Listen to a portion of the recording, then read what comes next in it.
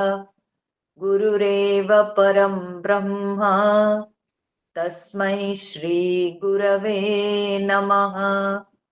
तस्मै श्री गुरवे नमः। वसुदेवसुतं देवं कंसचाणूरमर्दनं देवकी परमानन्दं कृष्णं वन्दे जगद्गुरुम्। कृष्णं वन्दे जगद्गुरुम्।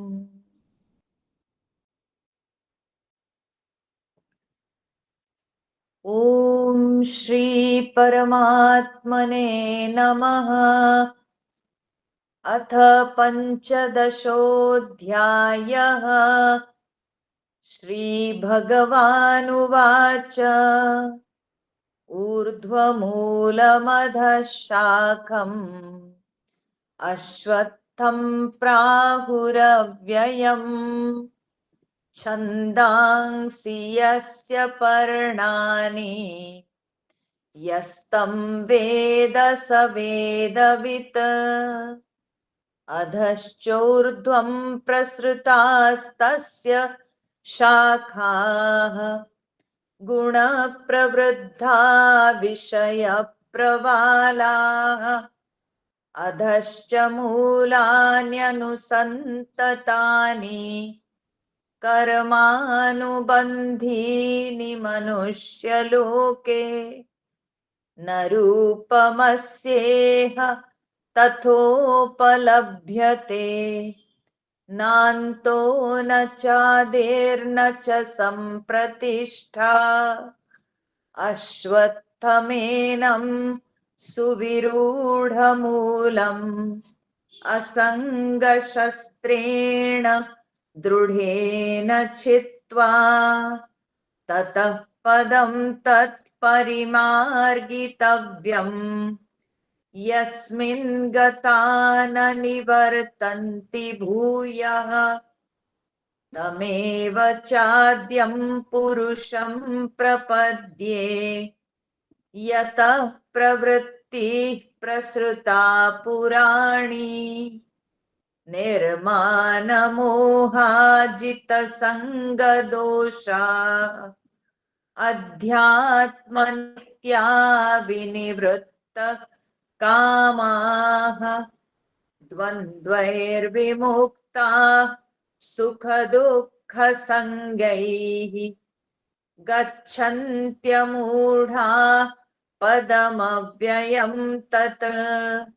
न तद्भासयते सूर्यः न शशाङ्को न पावकः यद्गत्वा न निवर्तन्ते तद्धाम परमं मम। ममैवांशो जीवलोके जीवभूतः सनातनः। मनःषष्ठानीन्द्रियाणि प्रकृतिस्थानि कर्षति। शरीरं यदवाप्नोति यच्चाप्युत्क्रामतीश्वरः गृहीत्वैतानि संयाति वायुर्गन्धानि वाशयात्। श्रोत्रं चक्षुस्पर्शनं च रसनं घ्राणमेव च अधिष्ठाय मनश्चायं विषयानुपसेवते। उत्क्रामन्तं स्थितं वापि भुञ्जानं वा गुणान्वितम् विमूढानानुपश्यन्ति पश्यन्ति ज्ञानचक्षुषः।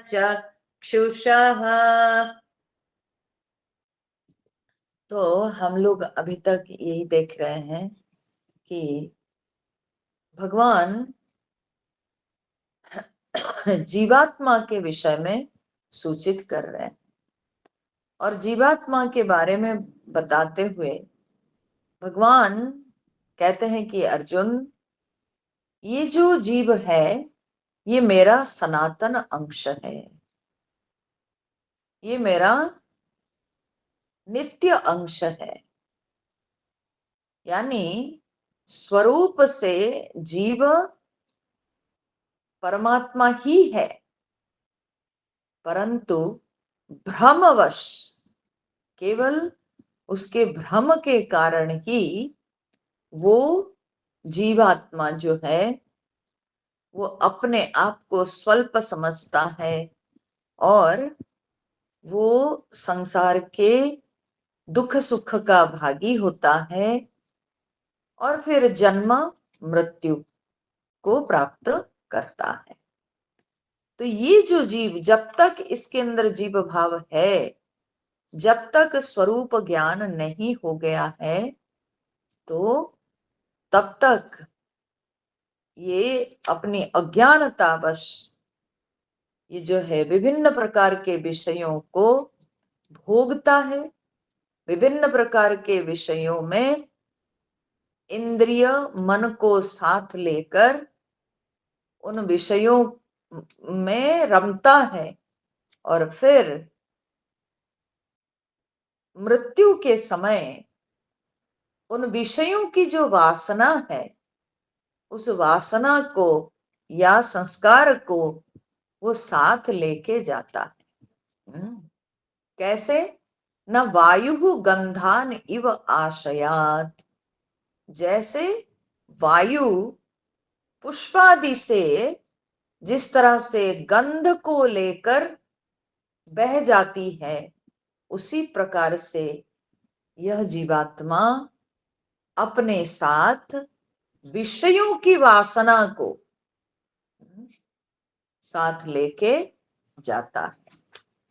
और उसके बाद जो है भगवान कहते हैं ये तो पूरे जो है जीवात्मा की कहानी है, और इस कहानी को कभी मूढ़ व्यक्ति समझ नहीं पाता, क्योंकि मूढ़ व्यक्ति इतना अधिक भोग विलास में लिप्त रहता है कि उसकी उसकी बुद्धि में उतनी सूक्ष्मता नहीं, भोगी व्यक्ति के अंदर उतना धैर्य नहीं, या वो जिज्ञासा नहीं दिखती है आत्म तत्व को जानने के लिए। तो वही बात को सूचित करते हुए भगवान 10वां श्लोक में बताते हैं, उत्क्रामंतम स्थितम वा अपि भुंजानम वा गुणान्वितम विमूढ़ाः न अनुपश्यन्ति पश्यन्ति ज्ञान चक्षुषः। बोले उत्क्रामंतम स्थितम वा अपि भुंजानम वा गुणान्वितम। बोले उत्क्रामंतम, उत्क्रामंतम माने जो माने शरीर को छोड़ के जो निकलता है, ठीक है, शरीर को छोड़ के जो दूसरे शरीर में जाता है, ठीक है, उत्क्रामंतम। स्थितम वा, स्थितम माने जो इस शरीर में है, हाँ, जो शरीर में रहता है।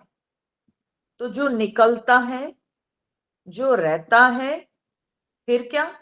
न भुंजानम, भुंजानम माने जो भोग करता है उसको, गुणान्वितम और जो गुणों में, गुणों से माने गुणों के साथ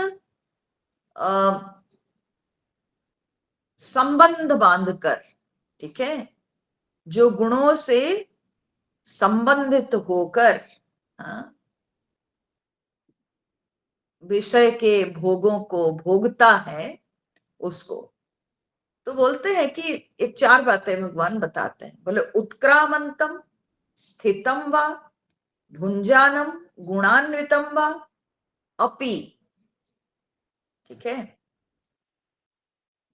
विमूढ़ा न अनुपश्यन्ति। जो विमूढ़ व्यक्ति है वो नहीं देख पाता है इसको, इसको न जो छोड़ता है, जो रहता है, जो भोगता है और जो गुणों में संबंधित होता है, उसको विमूढ़ा न अनुपश्यन्ति। ठीक है, तो कौन, हाँ, छोड़ता है, रहता है, भोगता है, गुणों में संबंधित होता है? हाँ, इस सबका उत्तर है जीव।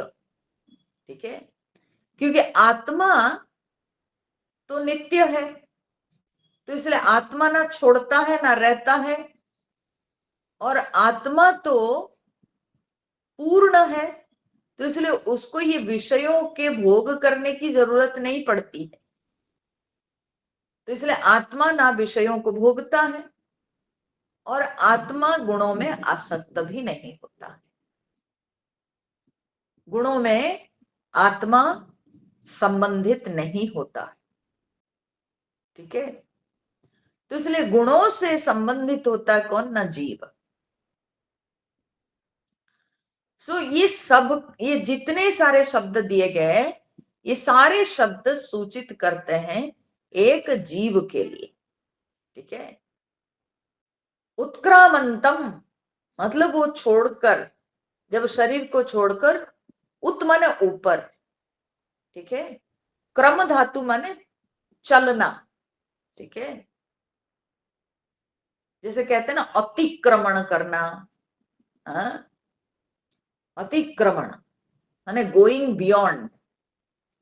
ठीक है, पार कर जाना। उत्क्रामंतम, उत माने ऊपर, तो जो ऊपर जाता है, तो ऊपर जाता है यानी यह शरीर को छोड़कर जो निकल जाता है। ठीक है, उत्क्रामंतम स्थितम वा, और ये शरीर में जो रहता है, तो जब तक उसका प्रारब्ध है तब तक इस शरीर में रहता है, और शरीर में रहकर क्या करता है? ना भुंजानम, वो विभिन्न भोगों को भोगता है, विभिन्न प्रकार के विषयों को वह भोगता, भुंजानम वा। और फिर कैसे भोगता है? न गुणान्वितम, न गुणों में आसक्त होकर, ठीक है, गुणों से संबंध बनाकर वह विभिन्न भोगों को भोगता है। जब सत्व गुण के साथ उसका संबंध हो जाता है तब वह सात्विक भोग ढूंढता है। रजोगुण से जब संबंध हो जाता है तो वो राजसिक भोग, राजसिक विषय ढूंढता है। तमोगुण से संबंध होने पर वो तामसिक विषयों को चाहता है। ठीक है, अच्छा, और भी एक बात है, सत्व गुण के साथ संबंध बनाकर वो सुख का उपभोग करता है। रजोगुण के साथ वो जो है क्रिया के साथ संबंध बनाता है। तमोगुण के साथ संबंध बनाकर वो जो है निद्रा, आलस्य, प्रमाद,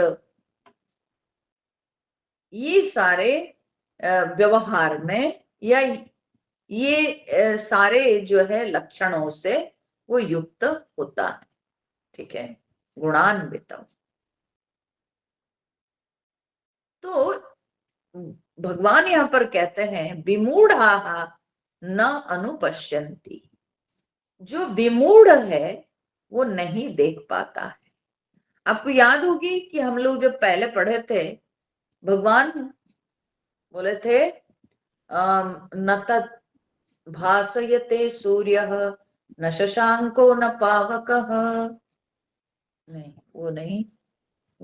गच्छन्ति अमूढ़ाः पदम अव्ययम तत्। ठीक है, न तत् भासयते के जस्ट पहला श्लोक है।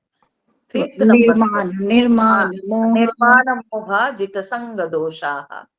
ठीक है, तो 5वां नंबर श्लोक के जो लास्ट चरण है उसमें भगवान ने कहा कि गच्छन्ति अमूढ़ाः पदम अव्ययम तत्। जो अमूढ़ होते हैं वे उस परम पद को प्राप्त करते हैं। अमूढ़, अमूढ़ माने जो मोह मुक्त है, जो मूढ़ नहीं, अमूढ़। ठीक है, तो उसी के ठीक विपरीत है विमूढ़। ठीक है, जो अमूढ़, भगवान ने कहा था कि अमूढ़ वो उस परम पद को प्राप्त करता है, और उसी का ठीक विपरीत है विमूढ़। ठीक है, जो कि पूरी तरह से मोहित है। तो विमूढ़ के साथ क्या होता है? न विमूढ़ाः न अनुपश्यन्ति। जो विमूढ़ व्यक्ति है वे कदापि नहीं देख पाते हैं। किसको नहीं देख पाते हैं? बोले जीवात्मा को नहीं देख पाते हैं। हाँ? है, वे लोग तो जीव भाव में रमते हैं और जीवात्मा को नहीं देख पाते हैं। बोले नहीं, क्योंकि वे इस तरह से भोग विलास में लिप्त रहते हैं कि उनके लिए बस केवल उपाधि ही सब कुछ है। देह मन, बस इसी में वे रमते हैं। परंतु इस देह मन बुद्धि को चलाने वाला जो जीवात्मा है उसको वे देख नहीं पाते हैं, उसको वे समझ नहीं पाते हैं। ठीक है, क्योंकि उनका पूरा ध्यान केवल सांसारिक विषय भोग के ऊपर है, और उनका ध्यान केवल उपाधि के ऊपर है। वो केवल आउटर जो चीज है उसी को देखते हैं, परंतु इसके अंदर क्या भरा है उसको वो समझ नहीं पाते। सो विमूढ़ाः न अनुपश्यन्ति। जो विमूढ़ लोग होते हैं, जो मूर्ख होते हैं, जो अविवेकी होते हैं, जो मोहग्रस्त हैं, वे लोग कदापि इसको देख नहीं पाते हैं। अच्छा, ये जो सेंटेंस है इसमें भगवान एक अपि शब्द का प्रयोग किए हैं, वो बड़ा जो है ना महत्वपूर्ण है। यहां पर भगवान ने कहा कि उत्क्रामंतम स्थितम व भुंजानम गुणान्वितम व। ठीक है, अपि विमूढ़ाः न अनुपश्यन्ति। ठीक है, बोलते कि यही रहते हुए वे लोग इस जीवात्मा को नहीं समझ पाते हैं। विषयों का भोग करते हुए, संसार में विभिन्न प्रकार की चेष्टा करते हुए, विभिन्न व्यवहारों में लिप्त होते हुए, वे लोग जब यहीं पर जीवात्मा को नहीं समझ पाते हैं, जो सामने है उस जीवात्मा को नहीं समझ पाते हैं, तो फिर माने जो कि क्या बोलते हैं, जो गुणों में आसक्त है जो जीवात्मा, उस जीवात्मा को नहीं समझ पाते हैं, तो निर्गुण आत्म स्वरूप को वे क्या समझेंगे? ठीक है।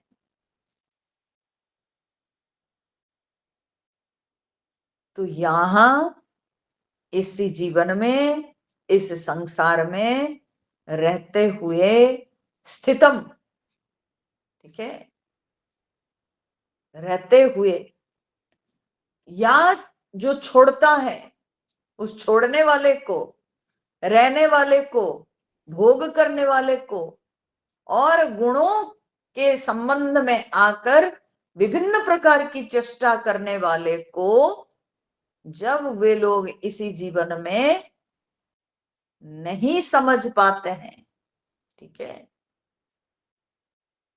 तो फिर वे लोग आत्म स्वरूप को क्या समझ पाएंगे, जो कि निर्गुण है, निराकार है, निरुपाधि है, निरवयव है, जिसका कोई अवयव नहीं, कोई चिन्ह नहीं, कोई धर्म नहीं, और जो गुणों से परे, उस निर्गुण तत्व को क्या समझ पाएंगे वे लोग? भगवान ये कह रहे हैं कि ये लोग इतने अंधे हैं, हाँ? ऐसे भोगों में अंधे हो जाते हैं कि इनके पास बिल्कुल विचार करने के लिए समय नहीं रहता है, या विचार करने की क्षमता भी नहीं रहती है, ठीक है। पूरी तरह से उनकी जो दृष्टि है, बहुत स्थूल दृष्टि हो गई है। बस ये शरीर जो कि विषयों को प्राप्त करता है, बस वो उसी शरीर को ही वे जानते हैं। उस शरीर को चलाने वाला या इंद्रियों को जो प्रेरित करने वाला जो जीवात्मा है, उसको वे समझ नहीं पाते। जब यहीं रहते हुए वे उस जीवात्मा को भी नहीं समझ पाए, तो फिर परमात्मा को क्या समझेंगे? तो भगवान कह रहे हैं, विमूढ़ा न अनुपश्यन्ति, पश्यन्ति ज्ञान चक्षुषः। ज्ञान चक्षुषः पश्यन्ति, जिनको ज्ञान चक्षु प्राप्त है, अर्थात जिनके पास विवेक दृष्टि है, वे लोग देख पाते हैं। वे लोग अपने उपाधि से जीव को सेपरेट करके समझ पाते हैं। एक तो हम लोगों का हो गया एकदम स्थूल रूप, परंतु इस स्थूल रूप के अंदर एक जो है ना कल्पना शरीर है, ठीक है।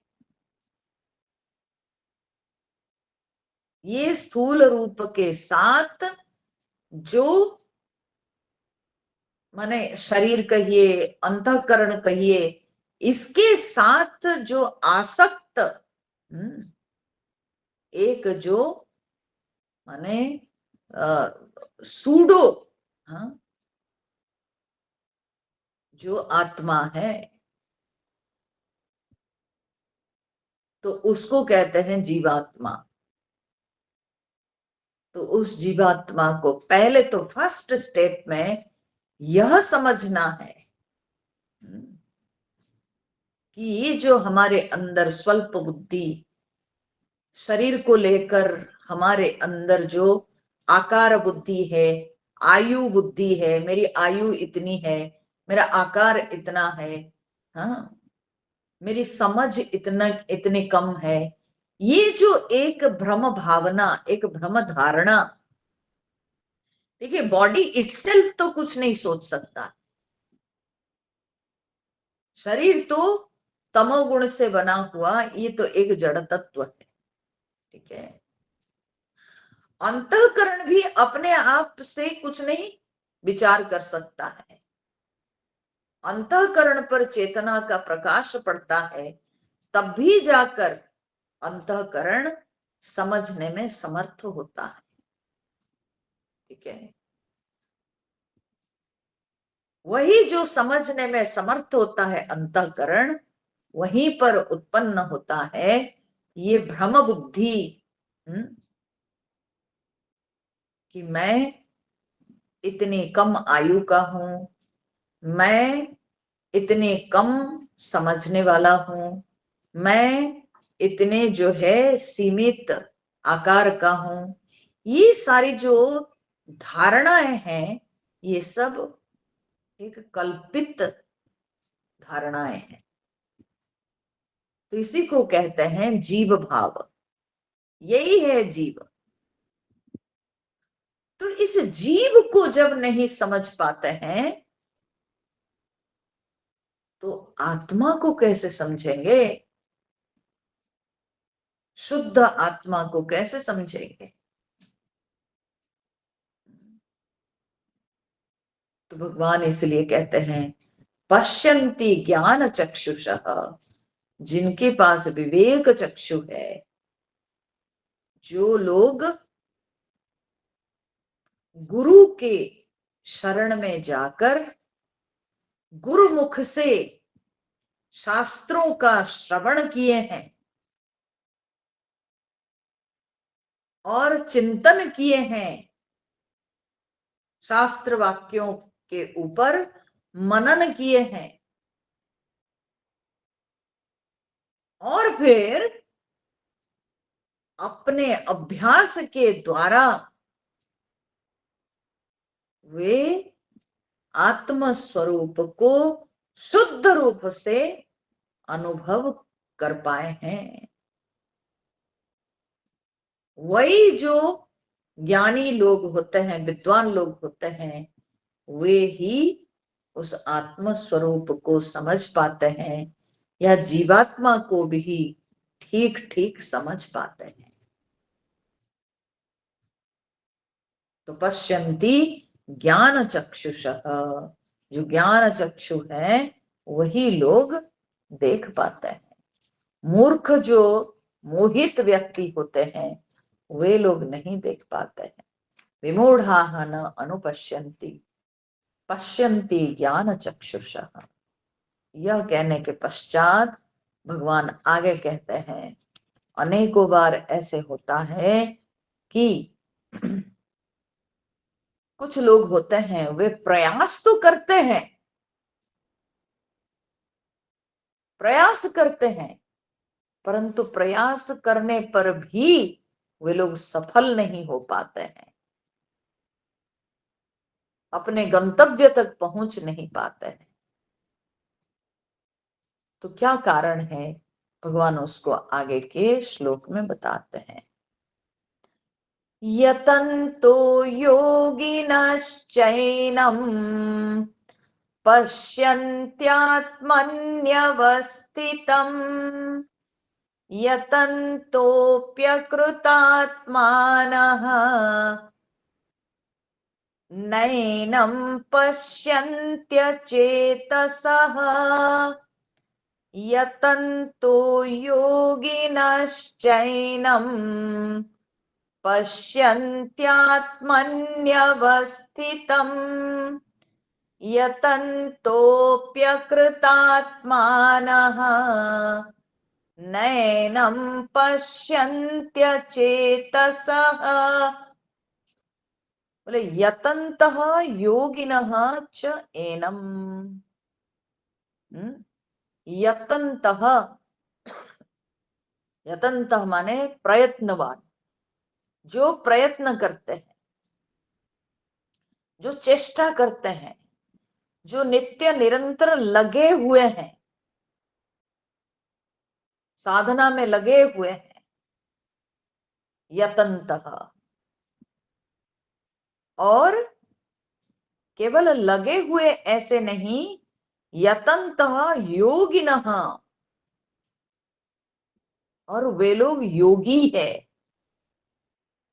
योगी है यानी अब उनका जो है आत्म तत्व के साथ योग हो गया है, उनको अपने स्वरूप का अनुभव हो चुका है। तो योगिनः च एनम, माने यतंत है और योगी है, प्रयत्नवान है और वे अपने गंतव्य में पहुंच चुके हैं। तो आप कहेंगे कि गंतव्य में पहुंचने के बाद भी यतनता क्यों? बोले कि चेष्टा कभी छोड़ते नहीं वे लोग, अपना प्रयत्न कभी छोड़ते नहीं। क्योंकि देखिए, यह आध्यात्मिक मार्ग में ना बहुत विचित्र बात है कि अनुभवी महात्मा को भी कभी कभी जो है ये जो संसार के विषय, ये संसार के जो क्या बोलते हैं कि विभिन्न प्रकार के जो भोग है, ये कभी उसके मन को विचलित कर सकते हैं। इसीलिए महात्मा लोग नित्य निरंतर अभ्यास करते ही रहते हैं। अच्छे अच्छे मुनि ऋषियों को भी सांसारिक भोग कामना उनको विचलित कर दी है। तो इसलिए पहुंचने के बाद भी, अपने लक्ष्य में पहुंचने के बाद भी प्रयास तो जारी रखना चाहिए, प्रयास कभी छोड़ना नहीं चाहिए। यतन्तः योगिनः च, वे यतंत है, यतंत माने प्रयत्नवान है और योगी है।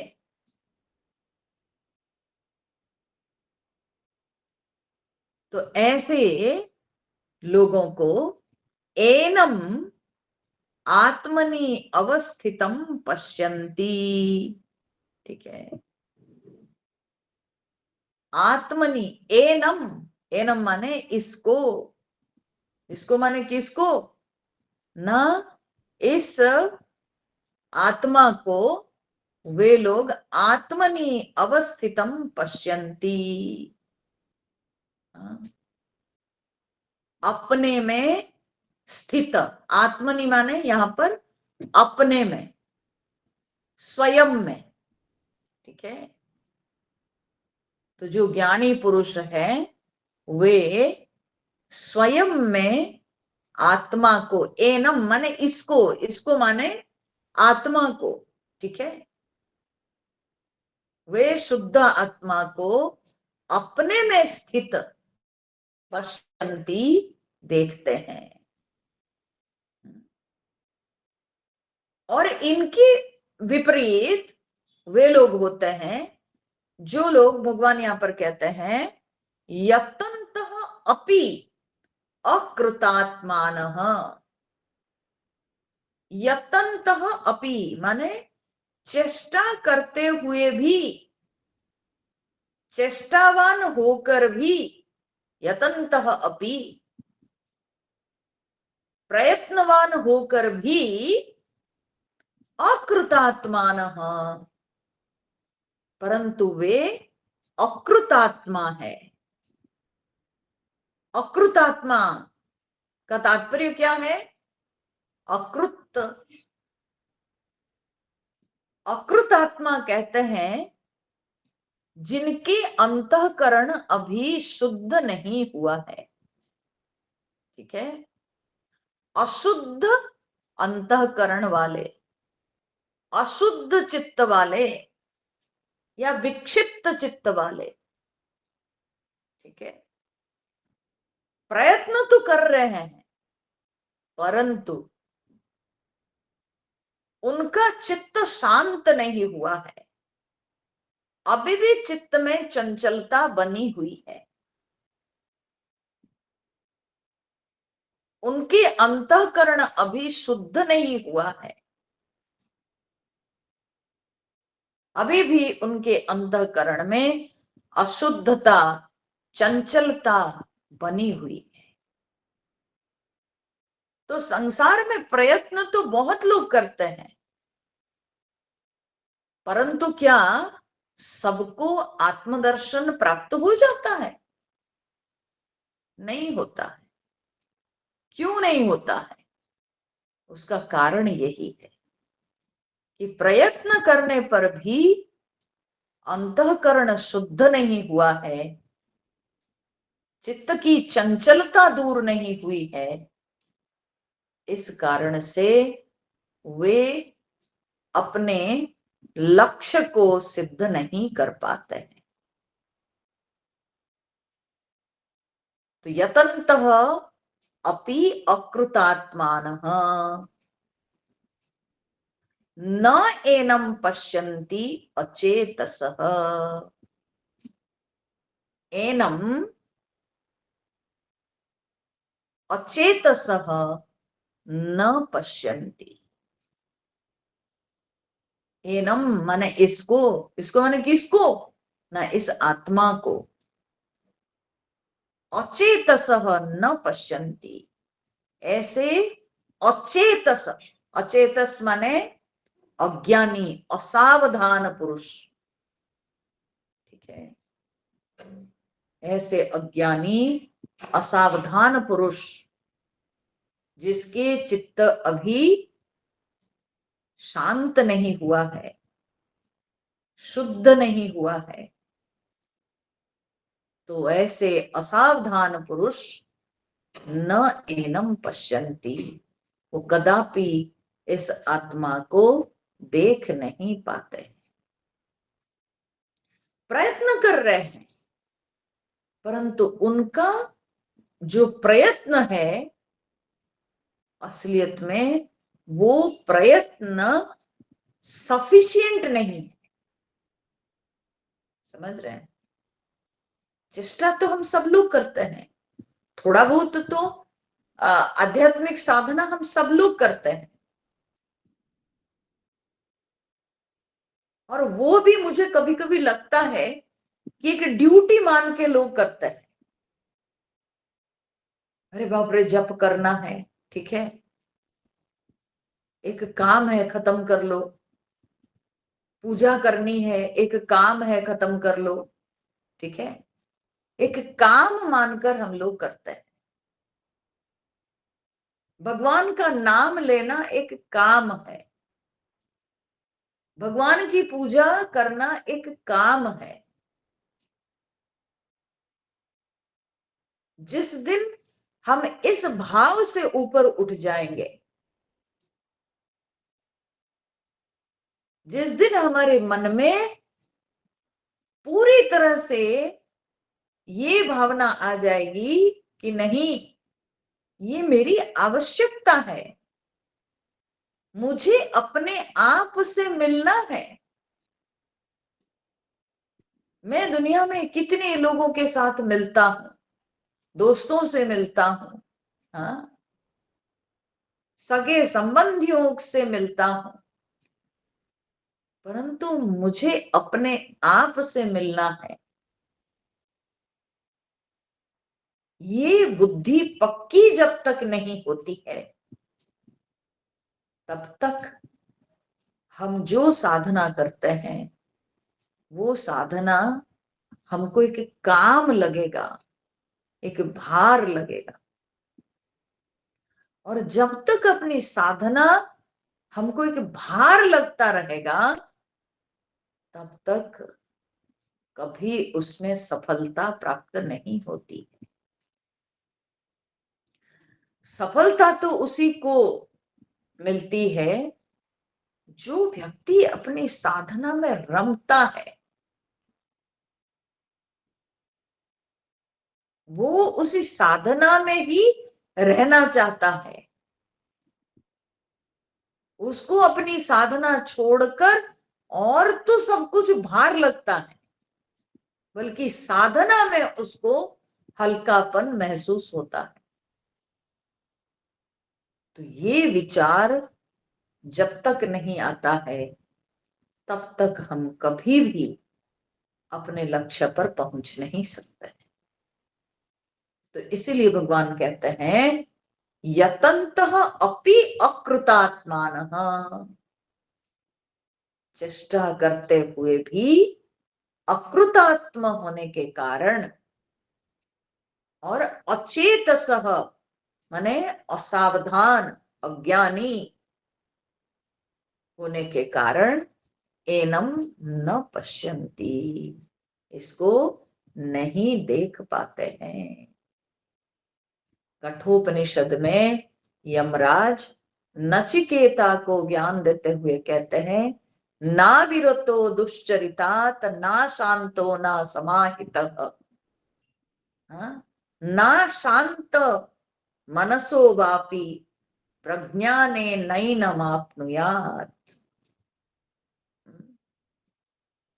प्रज्ञानेन एनम आप्नुयात्, ये प्रज्ञान से यानी विवेक से एनम आप्नुयात्, इस आत्मा को प्राप्त करना चाहिए। ना विरतो दुश्चरिता, ठीक है, न अविरतः दुश्चरिता, तो जो व्यक्ति दुश्चरित्र है, जो व्यक्ति में कंसिस्टेंसी नहीं है, जो व्यक्ति शांत नहीं है, ना शांतो ना समाहितः, जो समाहित नहीं है,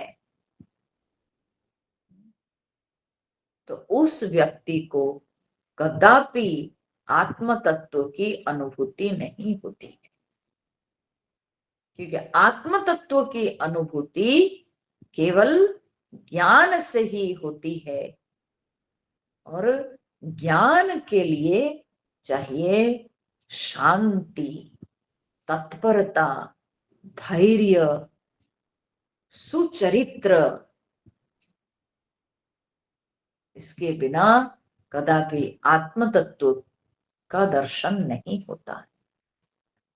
तो भगवान इसलिए कहते हैं कि अकृतात्मान, जो अकृतात्मा है उसके द्वारा कदापि ये आत्म तत्व का दर्शन नहीं होता।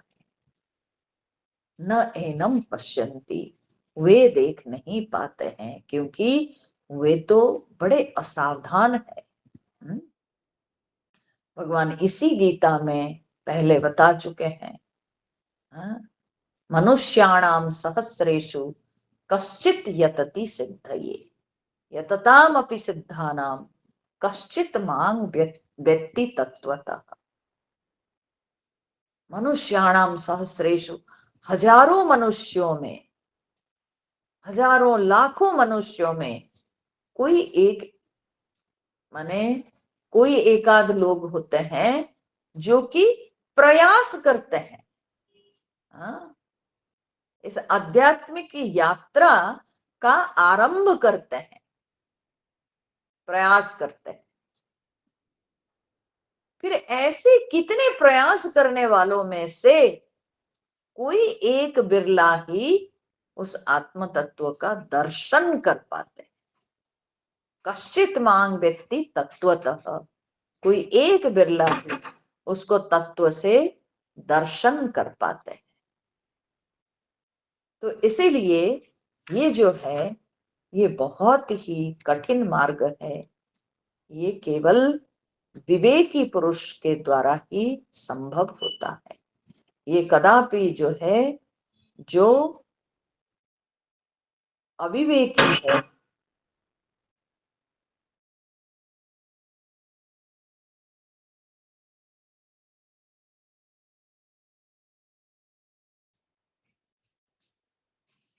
तो भगवान इसलिए कहते हैं कि वो नहीं प्राप्त कर सकते हैं, जो मूढ़ व्यक्ति होते हैं वे नहीं प्राप्त कर सकते। अच्छा प्रभु, आप तो इतना सब बता रहे हैं कि उस तत्व का केवल ज्ञानी लोग दर्शन कर पाते हैं, अज्ञानी जिन लोगों के अंतःकरण अभी शांत नहीं हुआ है, स्थिर नहीं हुआ है, पवित्र नहीं हुआ है, वे नहीं उस आत्मा को जान पाते हैं। तो वो आत्मा क्या है, कहाँ है? थोड़ा बताइएगा। तो भगवान कहते हैं वो कहाँ नहीं है बताओ, वो तो सर्वत्र है। वो तो सब में है। तब भगवान यह दृष्टि प्रदान करते हुए कि सब कुछ में आत्मा विद्यमान है, सर्वत्र आत्मा विद्यमान है, तो यह दृष्टि यहाँ पर प्रदान करते हैं कि अर्जुन तुम सब में देखो उस आत्मा को। जैसे कि यदादित्यगतं तेजः जगद्भासयतेऽखिलम् यच्चन्द्रमसि यच्चाग्नौ तत्तेजो विद्धि मामकम्। यदादित्यगतं तेजः जगद्भासयतेऽखिलम् यच्चन्द्रमसि यच्चाग्नौ तत्तेजो विद्धि मामकम्। तो भगवान कहते हैं कि वो कहाँ है? वो है यत आदित्यगतम तेजः। यत मन जो, आदित्यगतम तेजः, यत तेजः मन जो तेज, आदित्यगतम, आदित्य मन सूर्य, ठीक है। तो जो तेज सूर्य भगवान में है, यदादित्यगतम तेजः, तो जो तेज सूर्य भगवान में विद्यमान है, और वो सूर्य भगवान का तेज क्या करता है? न जगत भासयते अखिलम, अखिलम जगत भासयते। और वो जो सूर्य भगवान का तेज जो कि अखिल जगत माने समग्र जगत को भासयते, समग्र जगत को प्रकाशित करता है, ठीक है। ये समग्र जगत जिस सूर्य भगवान के तेज से भासित होता है, ये संपूर्ण संसार जो सूर्य भगवान के तेज से प्रकाशित होता है, भगवान कहते हैं उस तेज में तुम देखो, मुझे देखो। फिर यत चंद्रमसी, और फिर जो चंद्रमा के अंदर है, यत जो माने क्या है ना, जो तेज, क्योंकि तेज पहले बोल दिए भगवान इसलिए रिपीट नहीं कर रहे हैं। बोले जो तेज सूर्य में है, और यत चंद्रमसी यानी जो तेज चंद्रमा के अंदर है, फिर यत च अग्नौ, और जो तेज अग्नि में है, ठीक है। अब देखिए ये जो यत चंद्रमसी, यत च फिर चंद्रमसी, ये तीन शब्द इसके अंदर है, ठीक है। यत जोड़ च, नहीं सॉरी, यत चंद्रमसी मतलब यत जोड़ चंद्रमसी, ठीक है। तो यत जोड़ चंद्रमसी, तो यत चंद्रमसी ऐसे डबल हो गया है।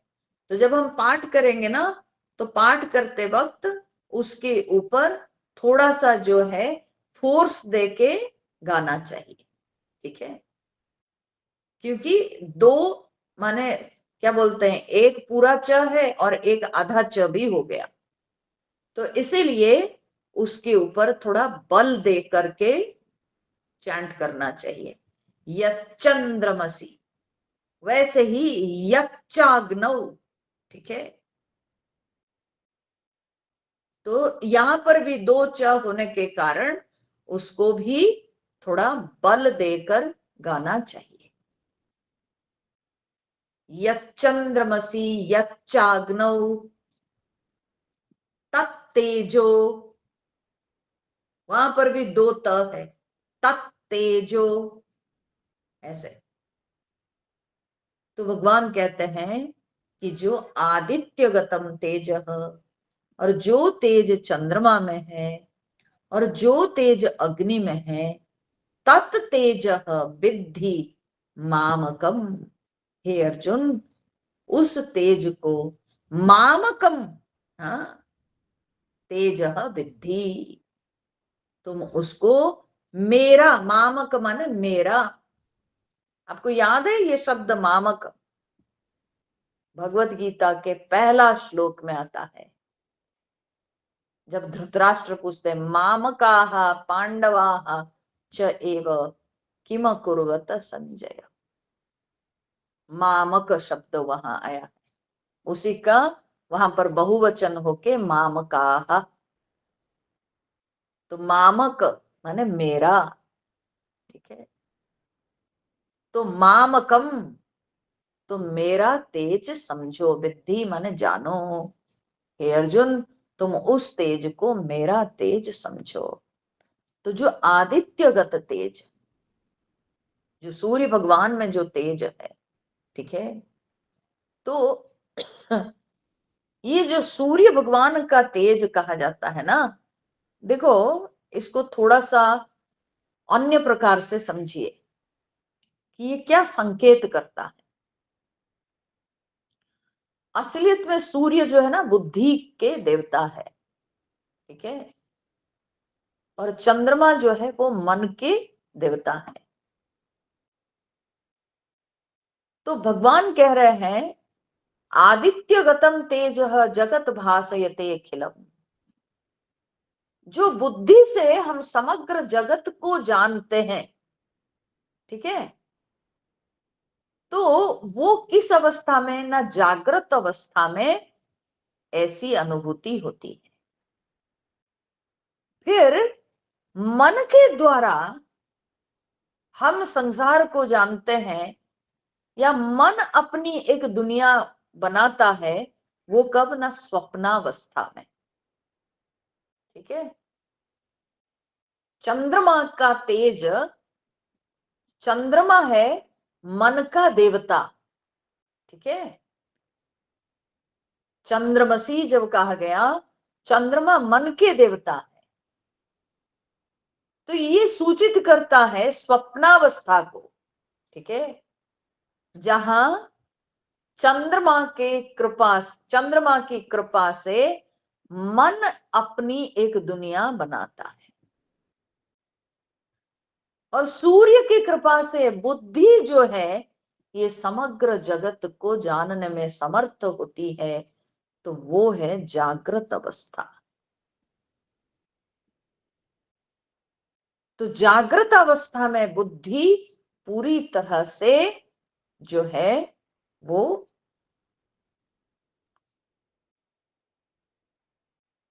पूरी तरह से जो है अपने तेज के साथ कार्य करता है, ठीक है।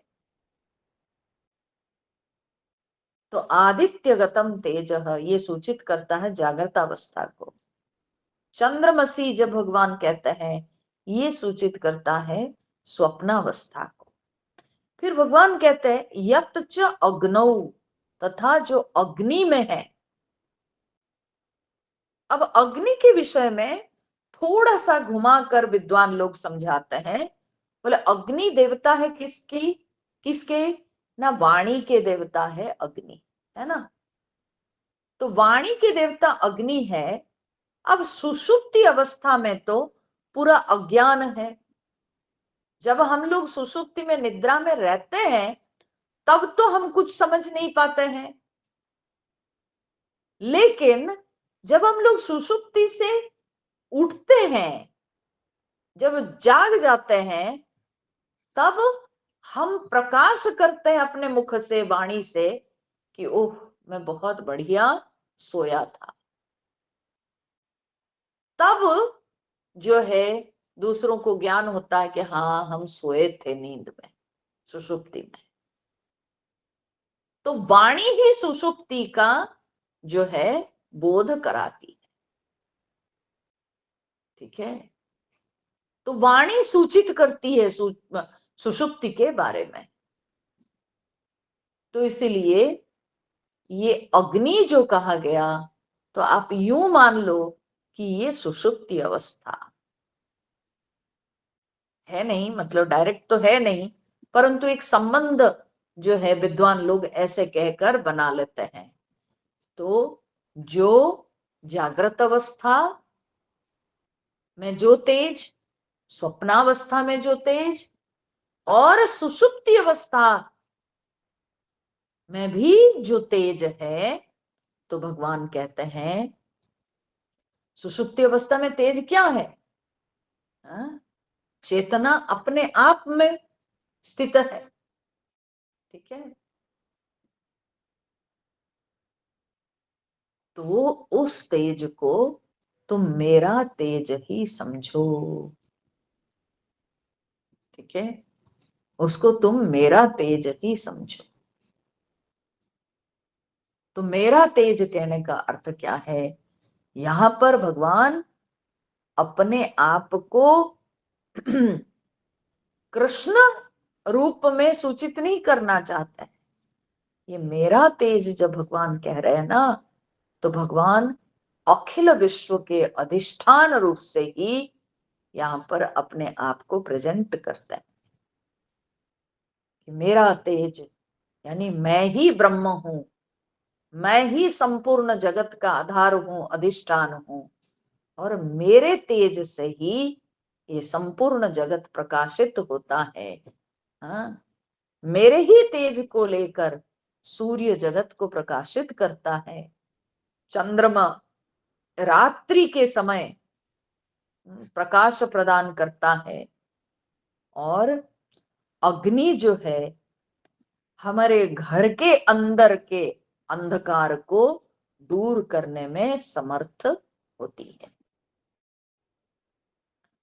तो इस प्रकार से ये सारे तेज जो है, ये भगवान कहते हैं कि मुझ ब्रह्म तत्व का तेज ही है। तो मैं सूर्य में भी हूं, मैं चंद्रमा में भी हूं, और मैं अग्नि में भी हूं। अर्थात ये जितने सारे ज्योतिर्मय माने वस्तुएं हैं या तत्व है, सूर्य भी ज्योति प्रदान करता है, चंद्रमा भी और अग्नि भी। तो इसलिए जितने ज्योतिर्मय तत्व है, जितने ज्योति प्रदान करने वाले तत्व है, इन सब को भगवान कहते हैं कि जानो कि वो मेरा तेज लेकर संसार को प्रकाशित करते हैं।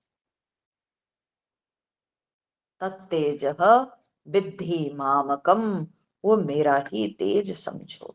ठीक है, पुनः देखो, अब आदित्यगतम तेज को छोड़ देते हैं हम, अगर नीचे के लाइन को पकड़ते हैं कि चंद्रमा और अग्नि में जो तेज है। अब देखो कि ये चंद्रमा जो है ना,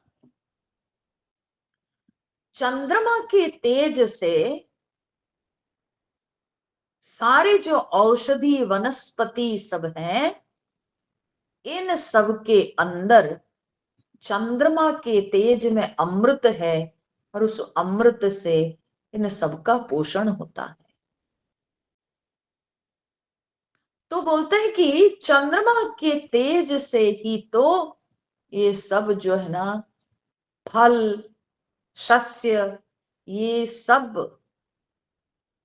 के अंदर वो गुण आता है कि जिसको खाकर हम हम सब प्राणियों में तृप्ति अनुभव होती है। तो चंद्रमा ही सारे भोज्य पदार्थ बने हैं। ठीक है, चंद्रमा के तेज से ही सारे जो है भोज्य वस्तुएं बनी हुई है। ठीक है, जिसको प्राणी सब खाते हैं, तो उन भोज्य वस्तुओं में चंद्रमा का तेज ही विद्यमान है। और अग्नि क्या है?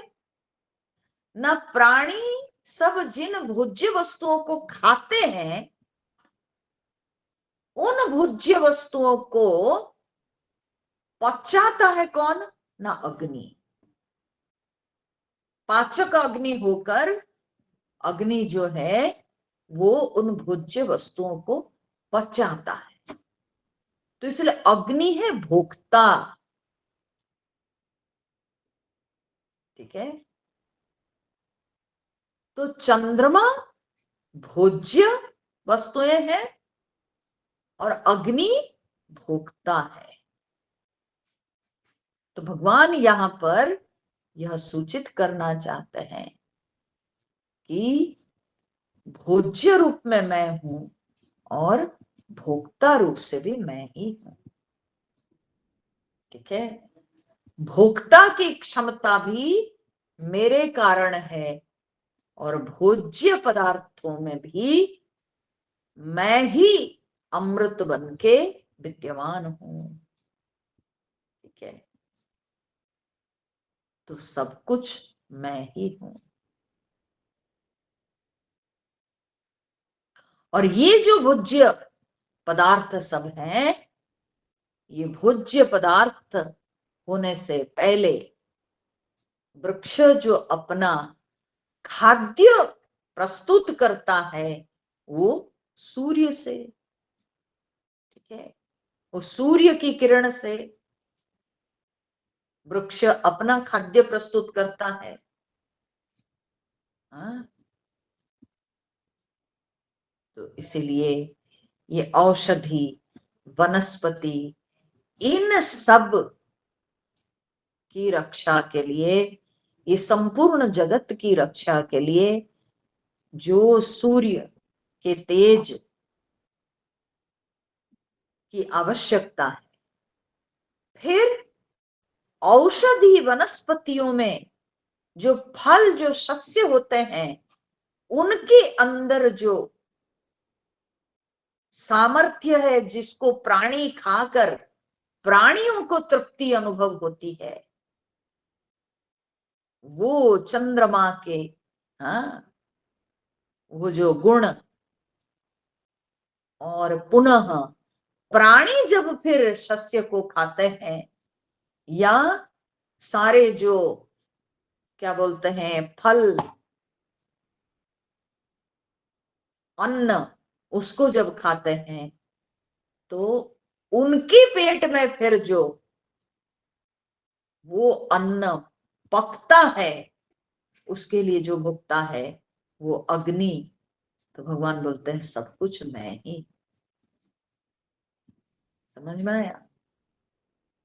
तो वृक्ष की रक्षा से लेकर औषधि वनस्पति, ये संपूर्ण जगत की रक्षा से लेकर फिर उसमें फिर सस्य, फल आदि का होना, और उन सबके अंदर फिर जो है हम सबकी भूख मिटाने की शक्ति उसमें आना, वहां से लेकर अंत में पेट में पचने तक, भगवान कहते हैं ये सब कुछ मेरे तेज से संभव है। ये सब कुछ में मैं विद्यमान हूं।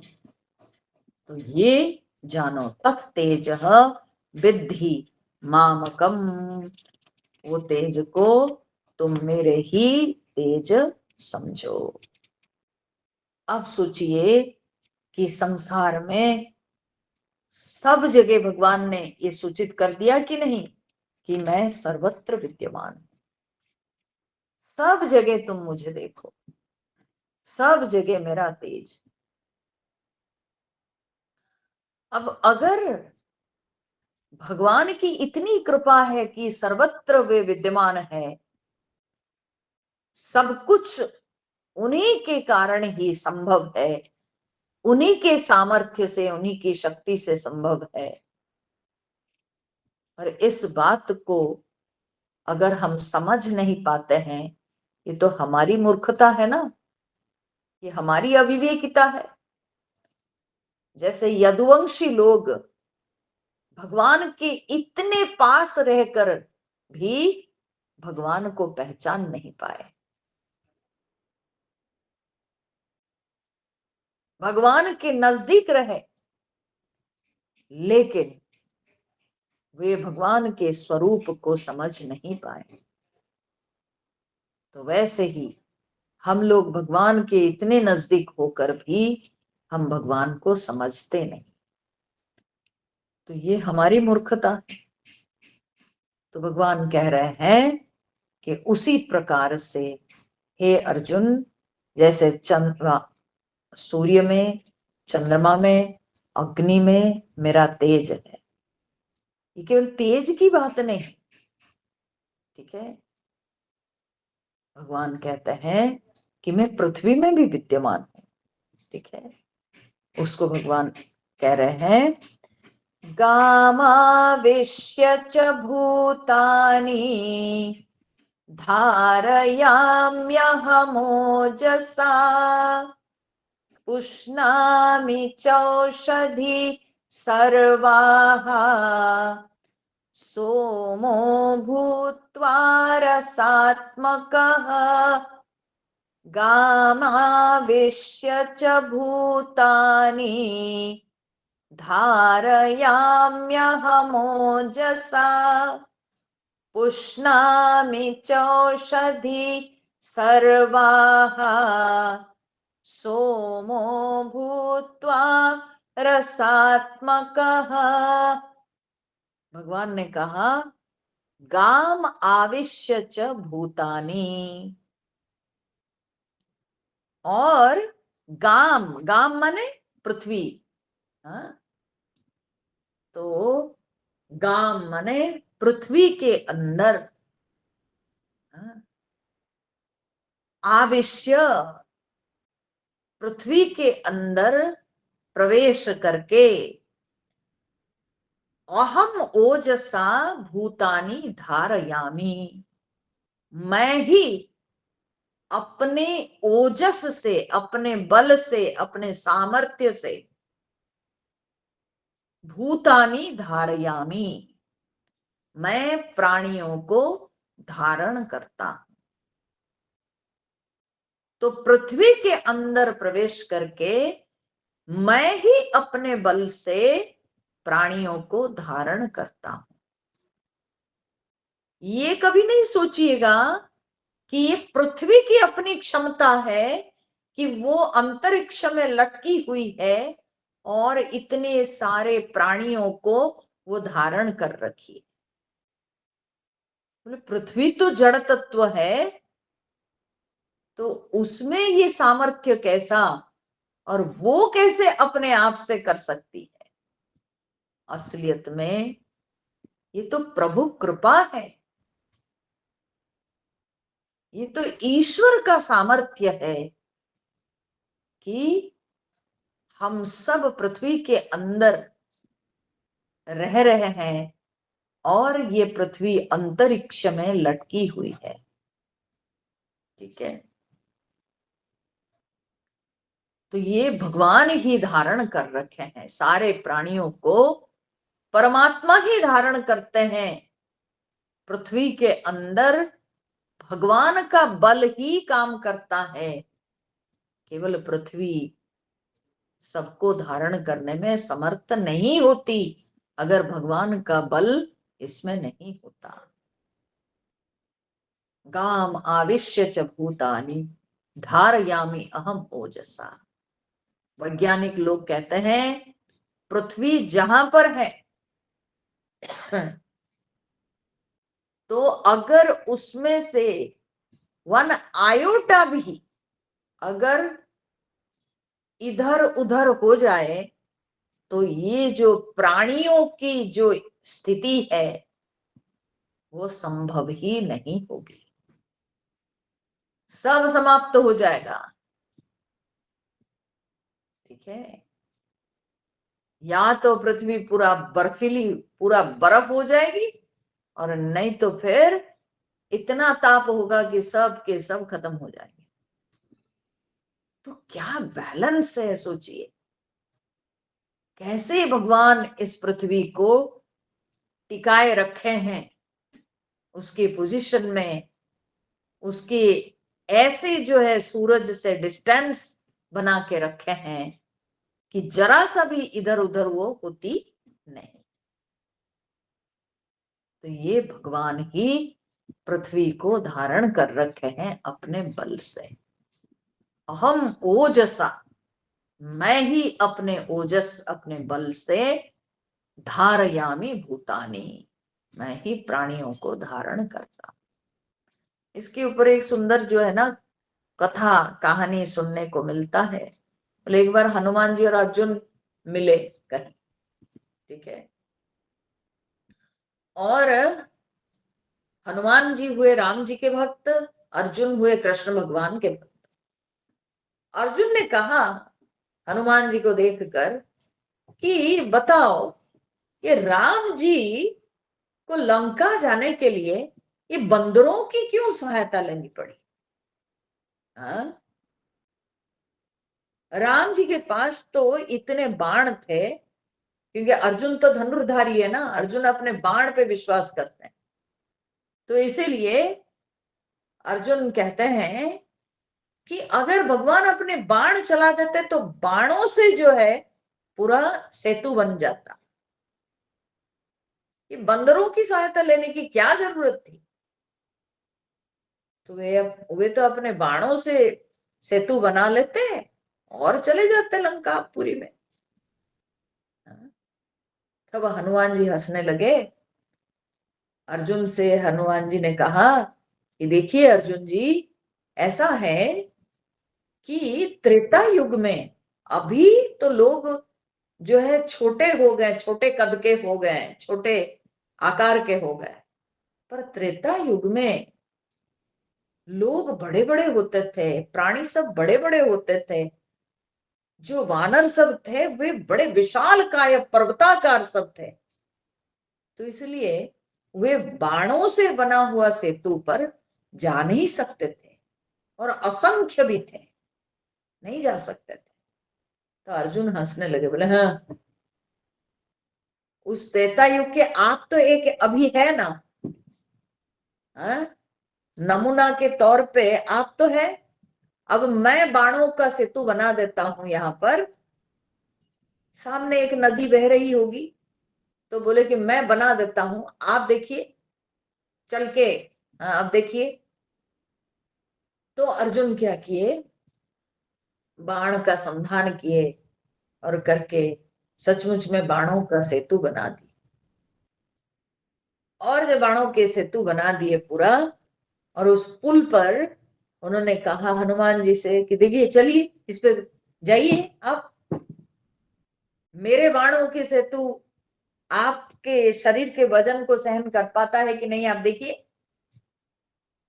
तो तब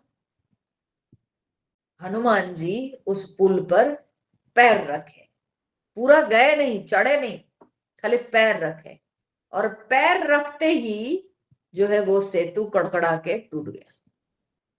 ठीक है, और जब टूट गया तब अर्जुन को बड़ा दुख लगा, मन बहुत खराब हो गया। हनुमान जी हंसकर बोले, देखा अर्जुन, सोचो मैं बूढ़ा हो चुका हूं, मैं त्रेता युग से हूं, और जब मेरा अकेला का वजन ये बाण से बना हुआ सेतु जब नहीं ले पाया, तो सोचो उस समय तो असंख्य वानर थे। अर्जुन को लेकिन ये बात जची नहीं।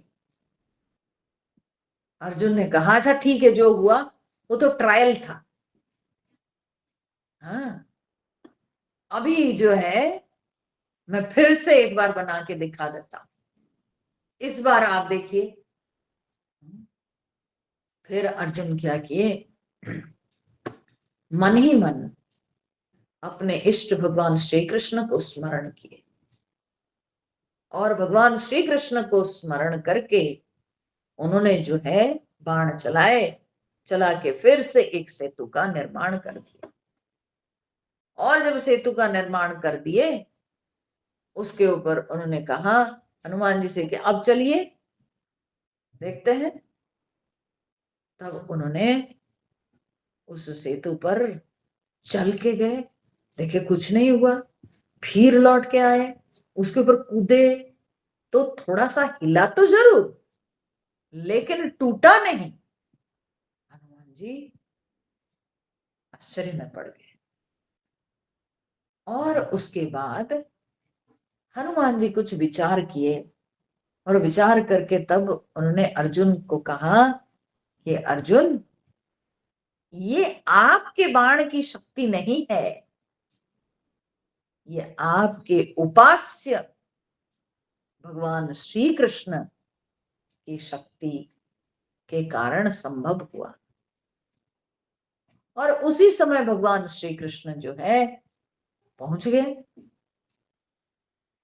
तो पहुंच गए तो उनके पीठ पर बहुत सारे घाव दिखाई पड़ रहे थे।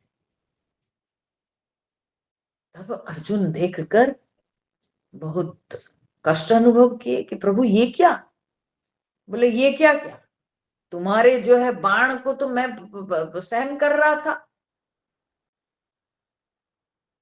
तुम मुझे पुकारा तो मैं क्या करता। तो इसलिए ये भगवान के सामर्थ्य से ही ये पृथ्वी भी प्राणियों को धारण करती है, नहीं तो ये पृथ्वी में शक्ति कहाँ। तो पृथ्वी भी भगवान की एक पत्नी है, ठीक है। भगवान विष्णु की एक पत्नी पृथ्वी भी है। तो भगवान पृथ्वी की पति, पृथ्वी के पति है, तो पृथ्वी को भगवान ही अपने बल से धारण करते हैं। और इसी कारण से ही सारे प्राणी इस पृथ्वी में आराम से रह रहे हैं। गाम आविश्य च भूतानि धारयामि अहम ओजसा पुष्णामि च औषधि ही सर्वाः सोमो भूत्वा रसात्मक। भगवान कहते हैं सर्वाः औषधि ही च, और सारी औषधियों को भी रसात्मक सोम भूत्वा पुष्णामि, मैं रसात्मक सोम बनकर, भूत्वा माने होकर, रसात्मक सोम, सोम माने चंद्रमा, रसात्मक चंद्रमा होकर मैं सारे औषधियों को पुष्णामि, पुष्णामि माने मैं पोषण करता हूं। जो पिछले श्लोक में मैं एक्सप्लेन कर दी कि सारे जो औषधि वनस्पति, इन सब का पोषण होता है चंद्र किरण से, ठीक है। आप देखे होंगे जो लोग बगीचा में पौधा लगाते हैं, कोई भी पेड़ पौधा जिसको चंद्रमा की ओस नहीं मिलती, ठीक है ना, उसमें कभी फूल फल नहीं आएगा। भले वो गाछ जिंदा रहेगा या पौधा जिंदा रहेगा, लेकिन उसमें फल फूल नहीं आएगा, उसके लिए ओस चाहिए। तो भगवान कह रहे हैं कि मैं चंद्रमा रसात्मक सोम भूत्वा, मैं रसात्मक, ये कौन सा रस ना, अमृत रस,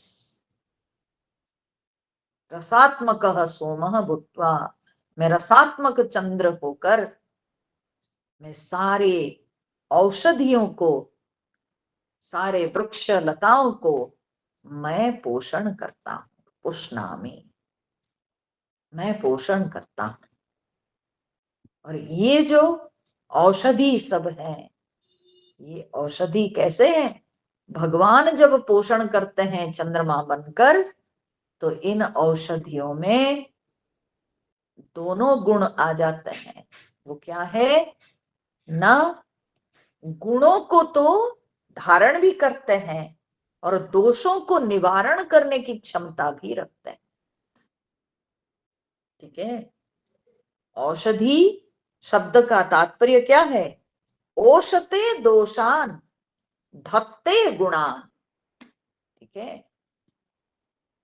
ओषते दोषान माने दोषों को दूर कर देती है, धत्ते गुणान और गुणों को धारण करती है।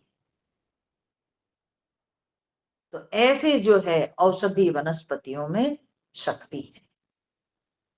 तो इसके चलते होता क्या है ना, हम लोग जब उसको खाते हैं तब हमारे शरीर के अंदर पोषण होता है, शरीर का पोषण होता है, तो गुण आता है। ठीक है।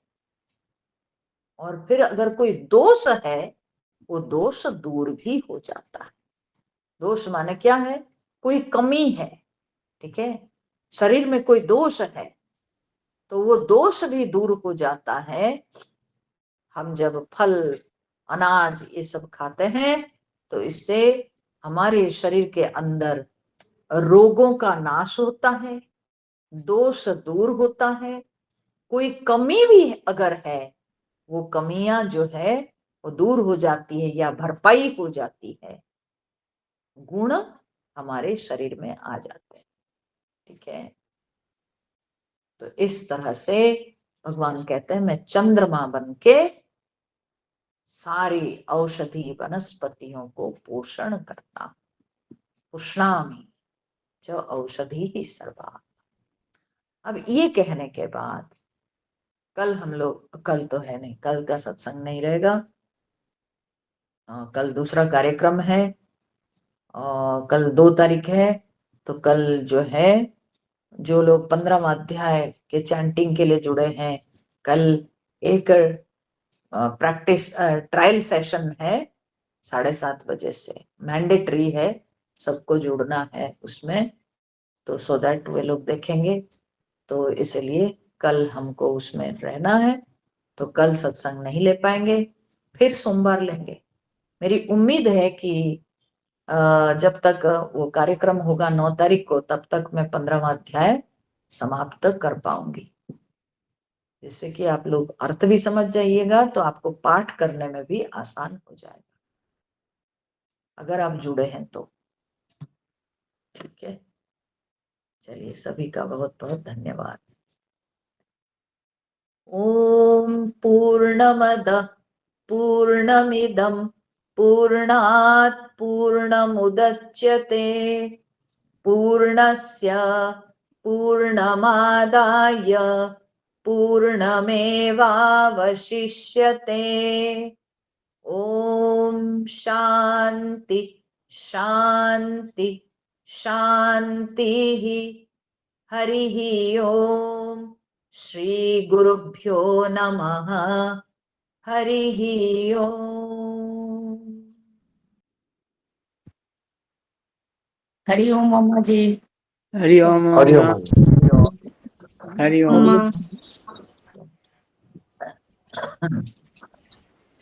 हरि ओम नारायण।